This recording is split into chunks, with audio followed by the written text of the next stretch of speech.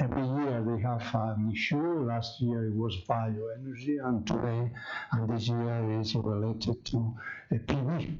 There are many people interested in this thing. This is a good time. I would like to give my thanks to Heymi, because he's always trying to come here, and this is he's a good friend for us, and he's doing that.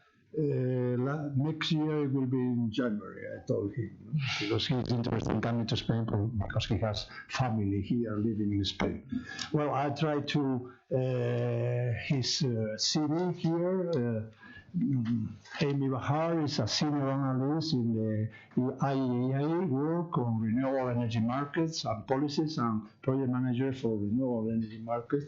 He's in charge of this report 3 years ago or something, 4 years ago, or something like this.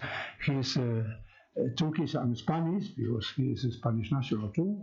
He's a Spaniard, and he was graduated in Istanbul University 10 years ago, more or less. More. Oh, it's your floor. No more, no more. You are very young. Okay, give the floor to Heymi. You can ask in Spanish or English after this presentation from him. Okay. Hello.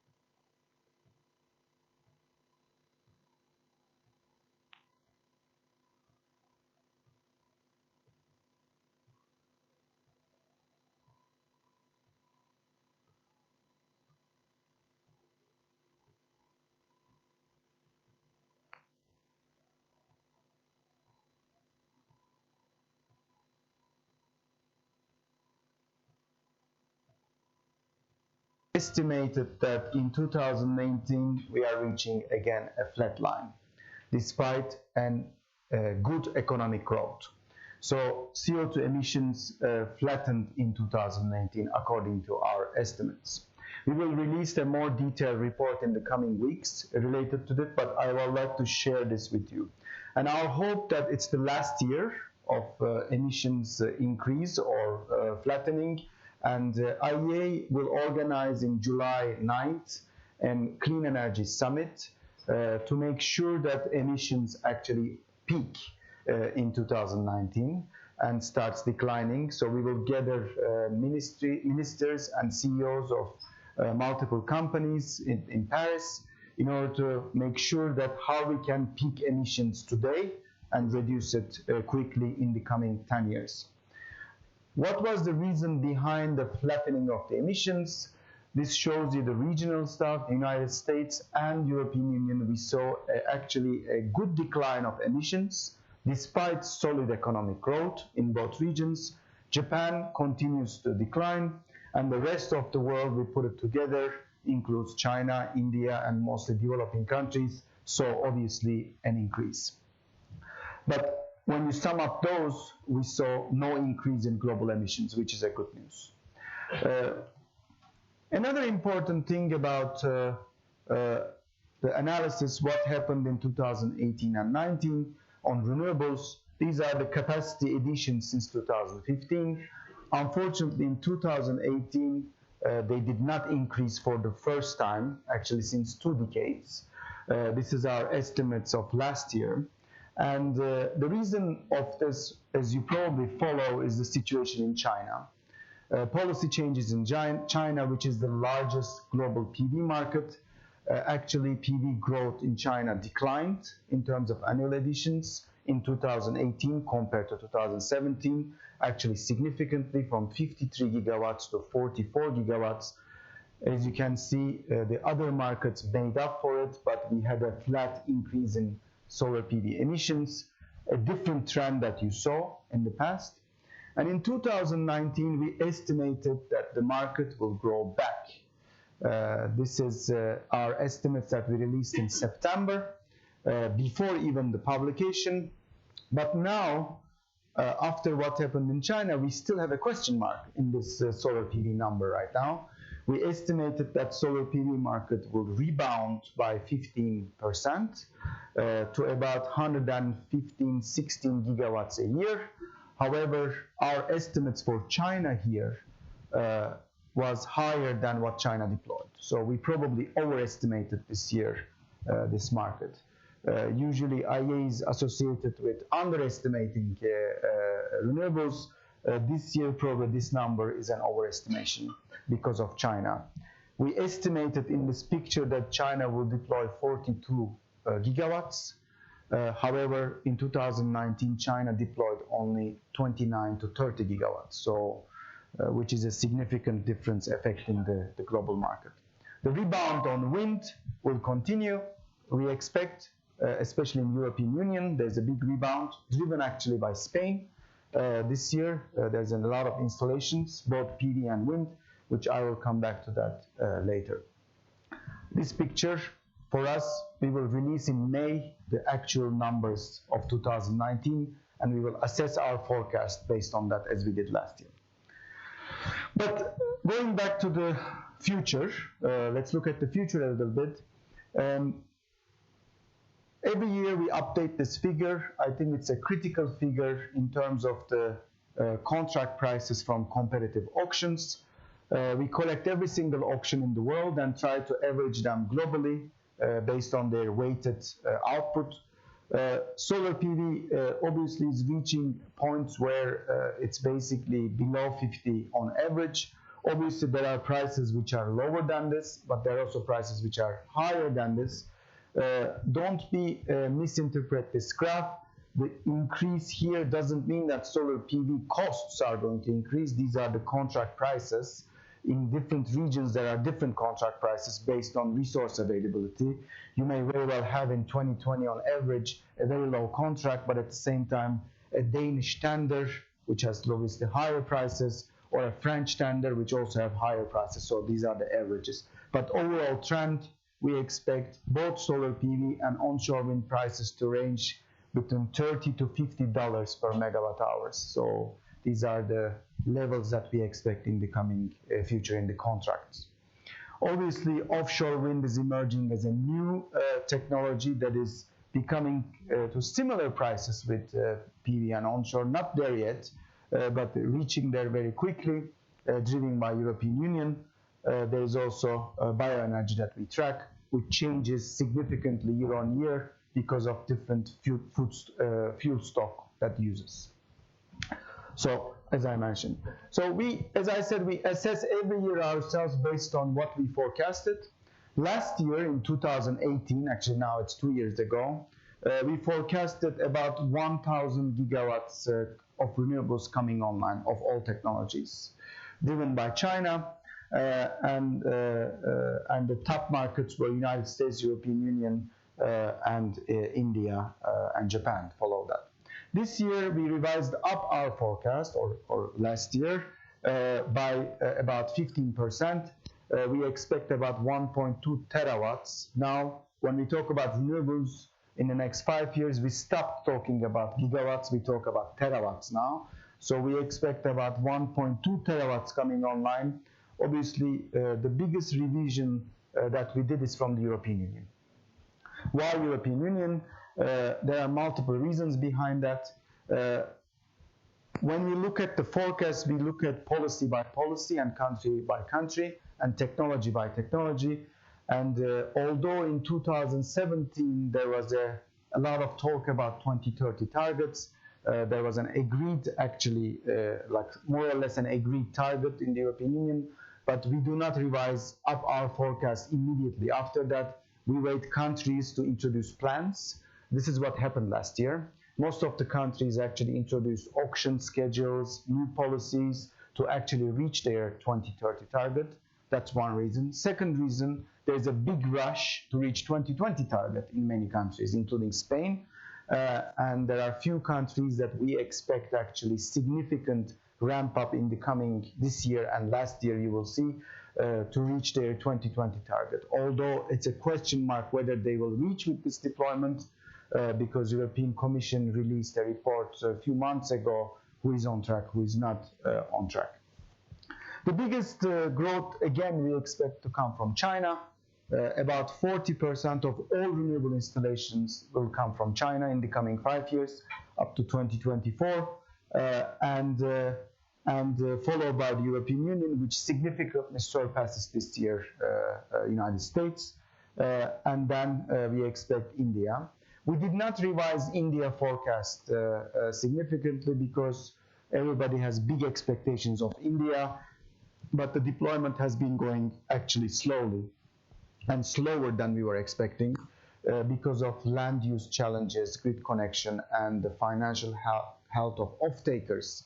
Despite low prices, they don't have financial capability to buy this additional power. That's the main reason.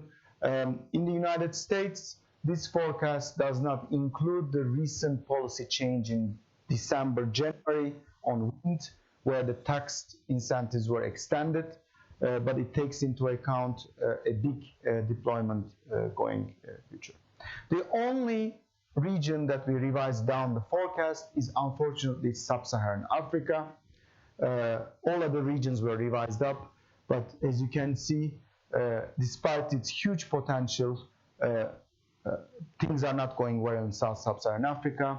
There are many tenders that have been announced but delayed or recontracted or simply not held that we are expecting in 2018 forecast. That's why we had to revise it down a bit, Sub-Saharan Africa.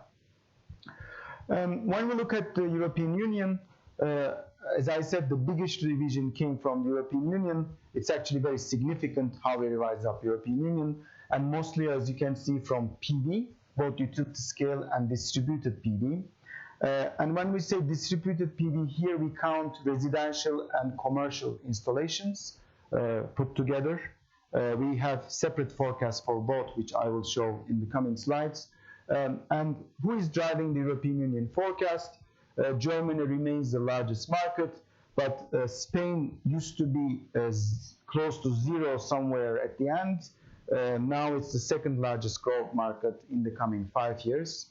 And actually, I expect personally that this year's forecast we will even update further, because there's a new announcement of the new government about reaching more ambitious targets, auctions. So some of them are included here, but the new policy we will include this year in Spain.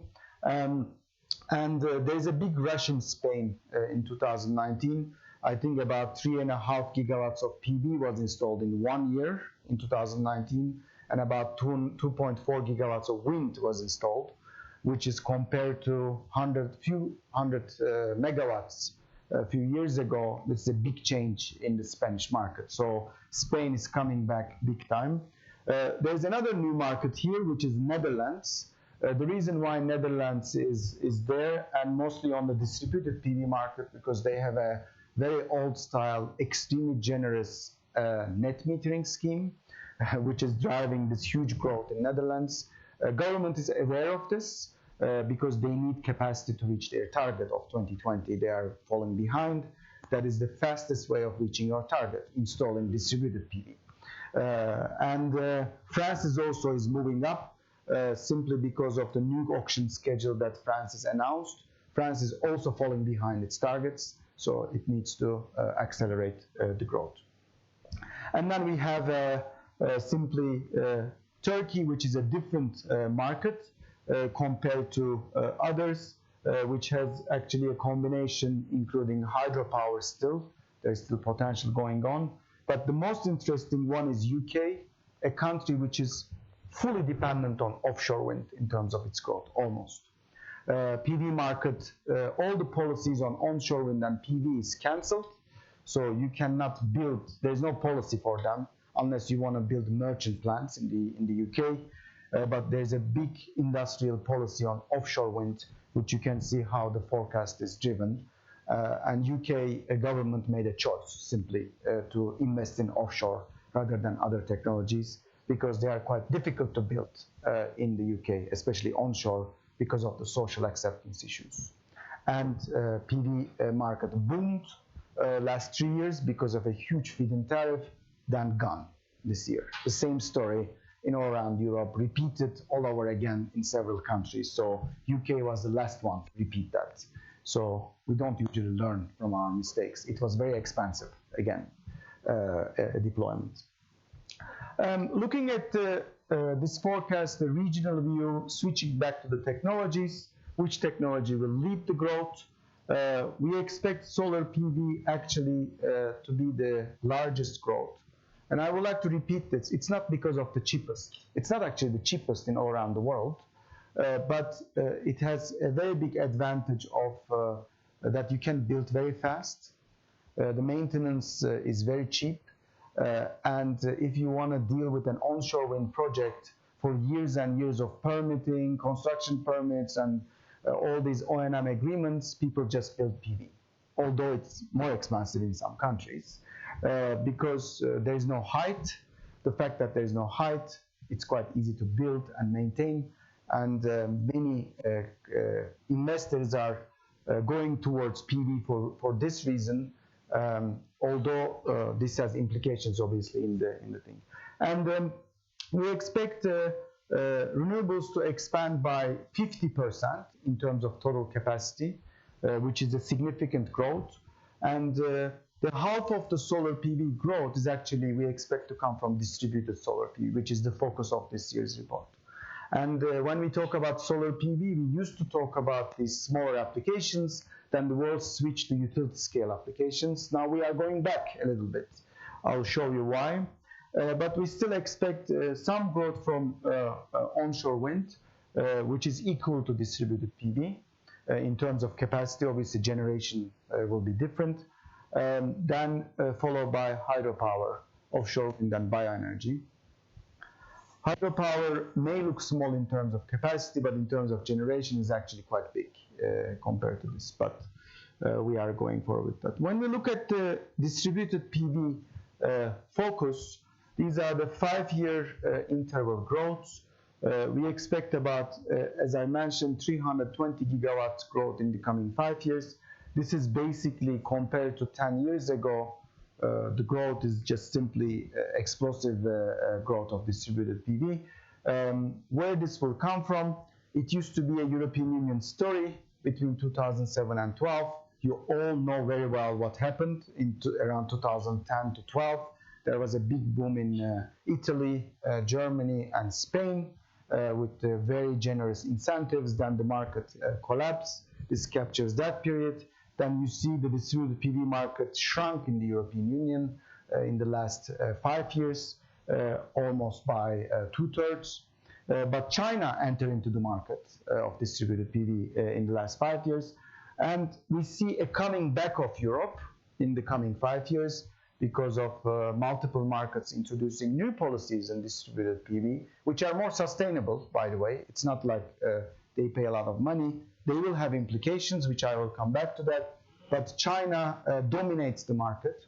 And the driver of distributed PV in China is a little bit different than other countries. China has very high curtailment levels because all the wind and solar installations are far away from demand centers.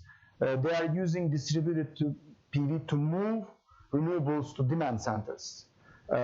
And when we talk about distributed PV in China, we are not talking about simple rooftop small applications. We talk about actually massive 5 megawatt to 10 megawatt distributed PV applications on industrial areas, which are self-consumed, but it's a different scale completely. So it's not like our understanding of in the European Union what we call distributed PV. So it's driving that. As I said, United States is also increasing very fast, driven by California. As you may all know, California introduced a requirement for new buildings to have solar PV as of 2020. So it actually changes a lot. There's a lot of new buildings in California that is being built, by the way. So it drives the forecast significantly. When we look at India is non-existent 5 years ago, but it has a very large distributed PV target, about 40 gigawatts by 2020. Today, they only have 5. So in the coming 3 years, they need to install about 35 gigawatts to reach their target. So our forecast doesn't reach their target in 2022, but there's a significant deployment there. I would like to highlight, in addition to those big markets, other countries. As you can see, there's a big improvement in other countries, and I'll explain why.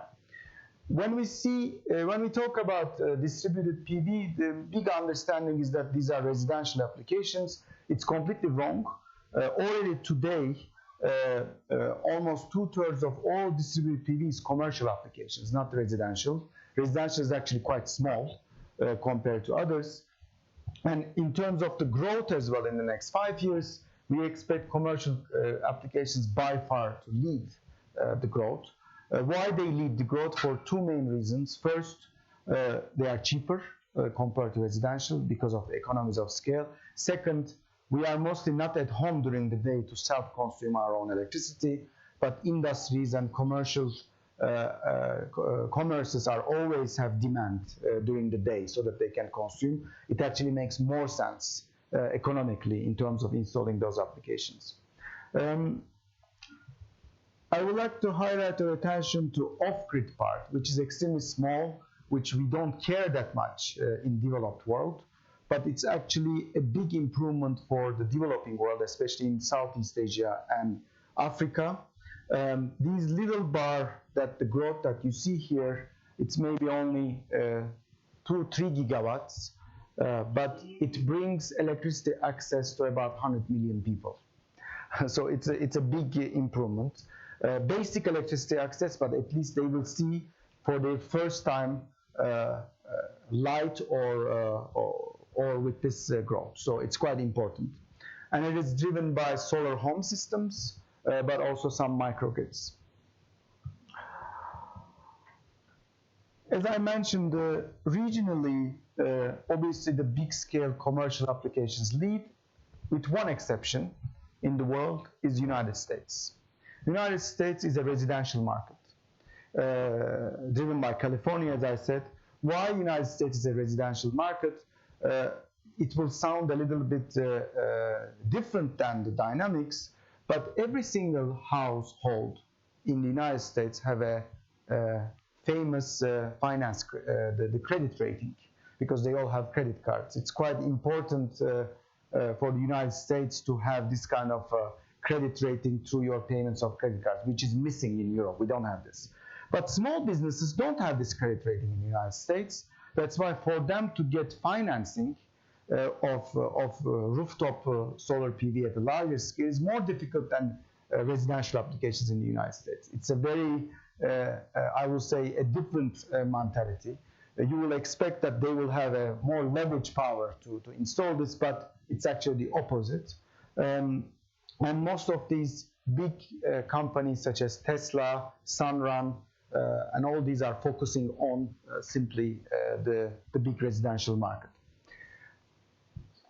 What is the main driving force of this? So this year we collected about 300 electricity bills from all around the world and analyzed them based on how we pay for electricity. Usually when you receive your electricity bill, you don't look at the breakdown. We actually did, country by country. And we realized that obviously the electricity prices are completely different in different countries, and with higher prices in Germany, followed by Japan. Spain is between Australia and Japan. It's quite high. There is also higher than Germany, Denmark and Belgium. It's slightly higher than Germany. But you also have very low price countries where electricity prices may be subsidized. But when you compare this with today's levelized cost of energy of distributed PV, in most places already today, when people install distributed PV applications, they start saving money on their bills automatically. And even in countries like China and India, where electricity prices are really low compared to Europe, we see already today that the driver of installing to save money is already there in some places. In 2024, IEA doesn't do how electricity prices, retail electricity prices will continue. We don't have this. It's a very sensitive topic, but if you look at today's prices and see how the solar PV cost reduction trend is happening, you see that the gap will increase significantly between retail prices and levelized cost of energy, which means people will be saving even more money if they can find the financing to install these applications. Even in India, which is the lowest electricity price, one of the lowest electricity prices in the world because it's cross-subsidized, you will see that the levelized cost of energy is reaching a point where people in India is actually finding it useful. There's a big residential movement happening in India because not only because to save money, to secure electricity, because there's a blackouts constantly, so people are considering this. So this picture is very well in terms of how to reach a certain deployment, but there is the other side of the picture, is the policies. So we also collected policies around the world in order to understand the price versus policies and how they affect each other, and both for residential and commercial applications. So we divided the policy schemes into three main categories. One is buy all, sell all, which doesn't exist in Europe anymore. It used to in Germany, which means that you don't self-consume your electricity, you sell everything to the grid, buy back everything from the grid. So it's like you are like a small power plant.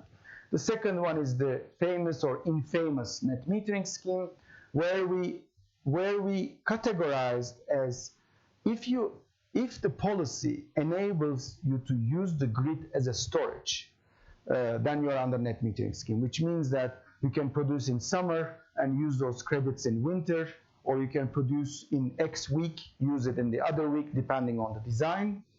And a new model this a new name that we put is real-time self-consumption models, which means that you have a smart meter where your consumption and production is measured real-time.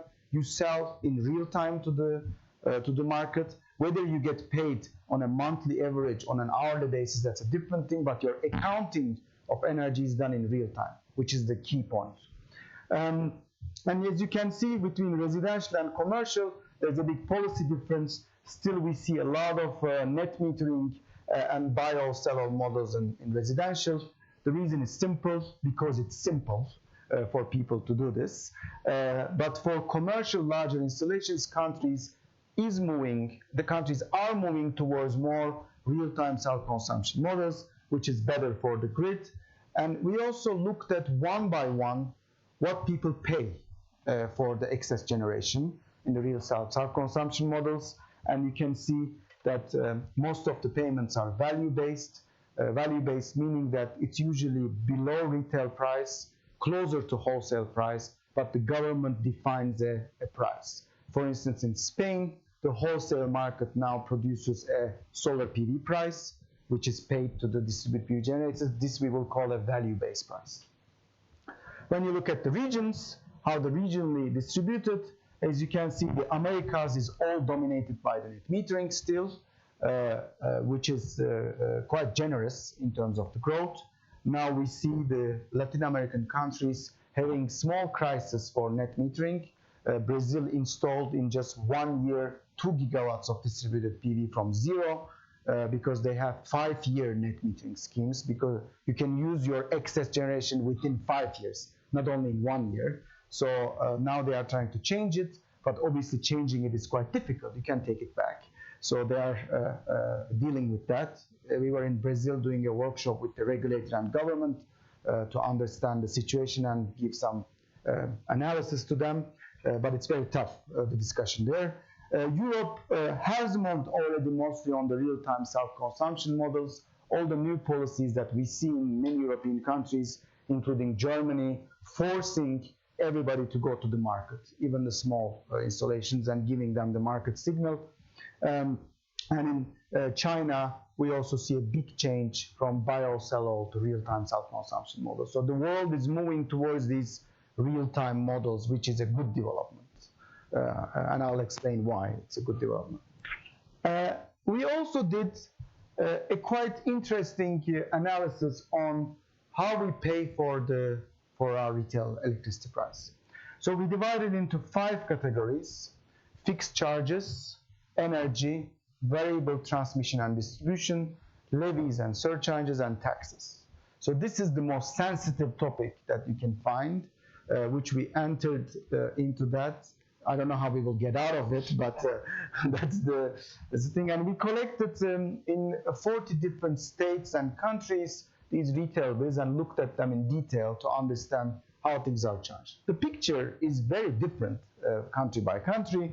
There are political, historical reasons behind this, but we looked at how the key point here is actually this variable transmission and distribution. I'll explain why. We categorize countries into 3 main categories: high fixed charges, medium fixed charges, and no fixed charges, which means that whether you consume energy or not, you pay that fixed charge. So Spain is among the highest actually in the world in terms of the consumption. This is not due to distributed PV. These are for historical reasons. Over the last 10 years, Spain slowly increased this fixed charge. It's an affordability issue in Spain because these fixed charges affect mostly poor people because they have to pay. Their consumption is very low, but they actually have to pay these fixed charges. And Australia is similar. They collect most of these transmission and distribution fees by fixed charges, daily. You pay a daily charge, winter, summer, it's quite high, 30% of your bill. In most of the other European countries outside of Spain, Spain is an exception, in most of the other European Union countries, only 10 to 12% of the charges are fixed. The rest of the picture is more variable T&D. California is the same, even lower. In most US states, the fixed charge is very low or non-existent. And in most of the developing countries, there are no fixed charges, zero. Everything is variable, so you pay everything depending on the energy you consume. Why I show this picture? Because the more people build distributed PV, the more they self-consume, the less they pay to the grid, the more grid loses, and the more the grid company goes to the regulator and saying that I'm losing money, but I need this money to maintain the grid. And then this is a vicious circle that we see in many parts of the world. And if you have a net metering scheme, it is the case where you actually pay less and less to the grid, because although you don't actually self-consume, you bill differently to account for that. So in California, for instance, we estimated that most of the users self-consume electricity 90%. So they reduce their bill by 90% because they can generate in summer, use in winter because of the net metering scheme. So why this is important again? Because there are different stakeholders have different priorities. The government, on the one hand, wants to achieve investment in distributed PV to reach their targets. On the other hand, people self-consume more, grid loses money because we charge mostly electricity by kilowatt hour, not by kilowatt. And on the other hand, the regulators are trying to keep a balance on who pays for grid charges. Because the more people self-consume, PV owners, if the grid charges remain the same, which they remain the same, who pays? The other customers will have to pay. So there's a big fairness discussion that is going on in the world because unfortunately distribution grid investments are 90% fixed cost. They are not actually variable cost. The reason why we designed variable charging of grid is because in 1970s and 80s the demand was growing. If the demand is growing, there's no problem. you achieve more, I mean, you can charge it. But in most of the European Union countries, the demand is not growing anymore, actually it's declining, not because of distributed PV, but because of energy efficiency.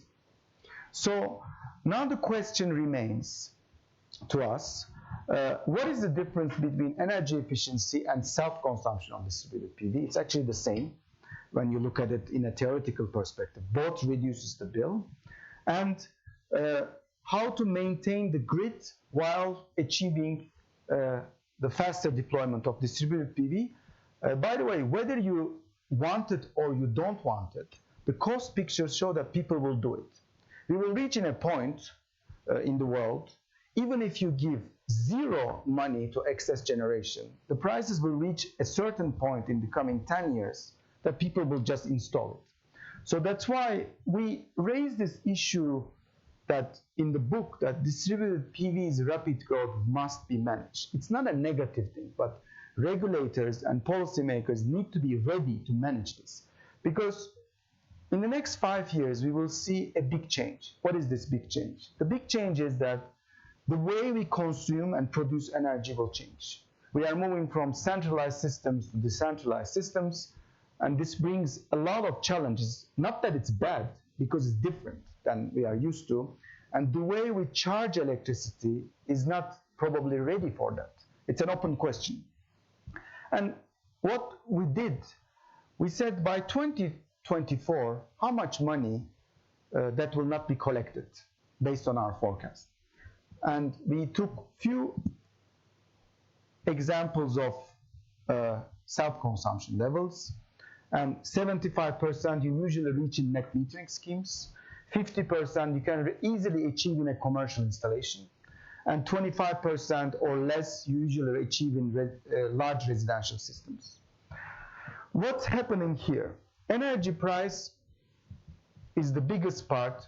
However, it's actually not that important because you don't buy another energy in that case. The most important part is the rest, T&D, because you start losing money on T&D, which actually the part that we expect that countries need to invest most in the future because of the changing electricity systems. So that is the dilemma question. And when you look at these numbers, it may sound big, 6 billion annually if you do achieve 75%. But when you look at the share of this compared to overall retail business, is less than 1% globally. It's small, but global numbers obviously hide a very important trend. If you're in South Australia, where every other roof has a PV, that utility loses about 60% of its revenue. Or in California, it loses 30% of its revenue. So the balance is quite different in terms of when you look at it. So at the IEA, we will work more and more closely towards finding the right balance between regulators, policymakers, consumers, and utility companies. And we ask ourselves a question, whether the way the electricity pricing is designed for retail customers, is it ready for the future of the electricity system? That's the biggest questions we are asking. So I think I will leave you here.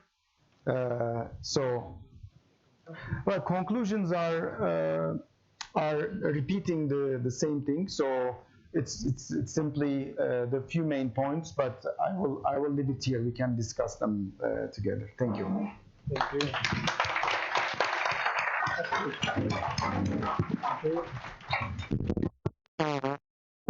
For the hot topic, this topic of the retail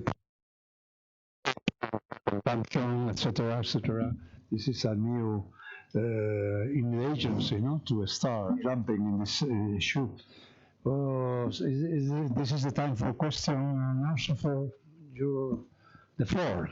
Some question about this hot spot or whatever. Here we have la primera. You made your presentation. Francisco Laurent from Iberdrola. Okay. Thank you for your presentation. I mean, my question is about renewable prices. I mean, more specific PV. Because I think that we have in mind that PV is like really cheap, and the auctions that we see are well below $50 or whatever. But in your graph is above that. So in what geographies or why the price of your PV is higher than at least what I expected? So these are the these are not the does it work? It's not working. So these are the contract prices. These are not PV prices, and we collected those contract prices when you look at the 2022-2023. These are the by commissioning date. These are the auctions that were held 3-4 years ago, because they will be commissioned 2 years ago or 1 year ago. So it's a bit misleading. These are by commissioning date, because in 2023 probably the prices will be lower, and you see a weighted average there. There are a lot of countries. There is in Brazil that PV is contracted with $20, but there is in France it's contracted at $70, and in Germany is at $60. And it's depending on where the things are coming online, it's averaged. You're right. In many parts of the world, we see $30 to $40 ranges already, but you see that in average. So we have the full list. So I don't know exactly in what year, what is it, but we collect this data from the original sources. So it's exactly the same. So. Two questions here. Bueno, primero Federico y luego Juan. Oh, thank you very much for the opportunity. Very interesting, the presentation. I have two questions. One question is regarding the mechanism, the support mechanisms to develop the renewables. There are auctions against the market PPA. What is the situation? And the second question is regarding with batteries. Yeah. What happened? What is the status? Batteries and storage. So, no, batteries. PPAs we did, if you remember correctly. So we actually look at auctions very closely. So of that 1.2 terawatts that will come online in the next 5 years, about 1 terawatt will come from auctions. So it's about 3/4 of it will come from auctions. So we estimate that. Because the countries are moving towards this auction schemes. I think everywhere now there is an auction in the world. They are abandoning government set tariffs, try to find the price themselves, so which is the new trend. But there are also implications of that. And the newcomers too. Exactly. They are going to auction. They are going to auction, the big commercial installations. There is a good and bad part of it. The good part is obviously the prices are getting lower and lower, but there's a lot of voice around the industry that the profits are squeezed. So the question of auctions is good, but if we want to achieve the Paris Agreement, we actually need a sustainable growth of the industry. And there is a question mark whether these underbidding, these $20, $17, $15 are actually sustainable for the renewable energy business. That's the question mark. That in our workshops at the IEA, several industrial players raised this issue. Whether are we going towards so much competition that the prices are going down and down? Are we actually risking a sustainable business? We will look at this very closely in the coming years, but I don't have a straight answer right now. Now everybody's enjoying these very low prices. It's great. So in that sense, the second part of the auction is small players. So the renewable energy market is obviously right now, when you go Brazil, Mexico, Costa Rica, wherever you can imagine of, you have 4 companies or 5 companies that are bidding, all large ones. So it's usual suspects. They are bidding in these usual suspects. They are bidding. These are large companies, have ability to balance out power. It used to be completely different. During the feed-in tariff times, you had a lot of small renewable energy companies, local and global, but small. So this is changing very, very fast. I'm not saying it's a bad or good thing, but there are implications of this. Battery. So we looked at batteries in the book. I did not show it, but most of the battery deployment on behind the meter, which means for distributed applications, are supported by a lot of money today.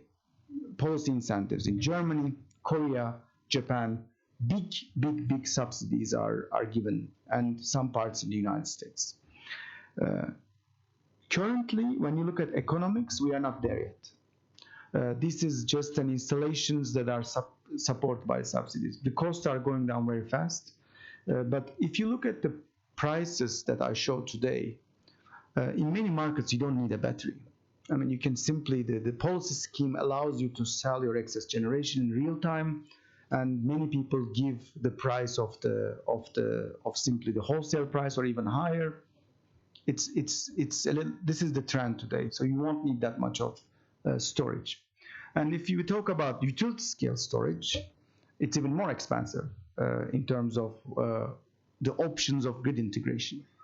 I mean, before going to the battery storage, you have pump storage available in many parts of the world, which is not used a lot. You have demand response, you have operational improvements, and storage in our phase is coming at the end in terms of the cost because it's expensive. So, but storage will play a role in the regional balancing, definitely, of the. Juan, introduce yourself. Juan Diego Díaz, Siemens Gamesa. I was not going to make a question about that, but as you raised the topic about batteries, I don't agree with your statement about the status of batteries, especially in countries like in the United States, where ancillary services are paying batteries. As a matter of fact, batteries are being installed for this ancillary service, exactly the same as in Australia, for example. But the situation is radically different when you are talking about the wholesale market, or you are talking very specifically about some ancillary services. With ancillary services, numbers fly. No question at all. But the other question is about what you have presented about PV and about distributed PV. Very interesting, by the way. And the question is, well, we have in Spanish we have a saying that it's you are throwing the stone but hiding the hand. So you are saying, well, here it is the issue, but do you have any proposal for a restructuring of the market to tackle this issue? $1 million question. So you can answer or not? No, I can answer in a very political way. So this is how they teach us at the IA. So about the batteries. So I'm aware of these ancillary services. It's very specific, though. I mean, it's very specific. I'm talking about mostly on behind the meter, but still there is a debate even in these markets. Is the price signal and the investment why the price is going that high? Because of the market design. Do we need that price to go that high or not? I mean, that's a very market design question. On the retail market side, so we are entering into an area where consumers are involved. When consumers are involved, politicians are even more involved. I mean, because it touches actually how much people pay. I'm sorry to say this, there are many utilities here, but nobody cares about X power plant located in whatever, and exactly, this doesn't touch day-to-day people's life. But when you talk about the retail price design, it touches. So we definitely need to have a rethink of the retail price. But this is first very difficult to do in terms of, because it touches a lot of people. So we propose at the IA that there needs to be a balance. If you increase the fixed price, you kill energy efficiency, you can kill energy efficiency, which is very valuable, or also you affect very quickly the poor customers. So that's the downside of it. But on the grid side, you actually you are at a point, you will reach at a point if everybody starts self-consuming, you will, and if the batteries become cheaper, you are in a situation where people only consume a little bit from the grid, but all the infrastructure has to be there. I mean, you cannot get rid of the infrastructure. Even if people have 100%, the infrastructure is invested in already, it's there. So you actually invest more to modernize it. So the question is here is that how you can achieve a balance by collecting money for the grid in a more sustainable way, but not affecting the investment. So this is my personal opinion, not IEA's opinion. My personal opinion on this one is that we need to have a double charging for the grid, which means you need to have a fixed charge, which is designed by the income level, but also a variable charge, which is also designed by the consumption.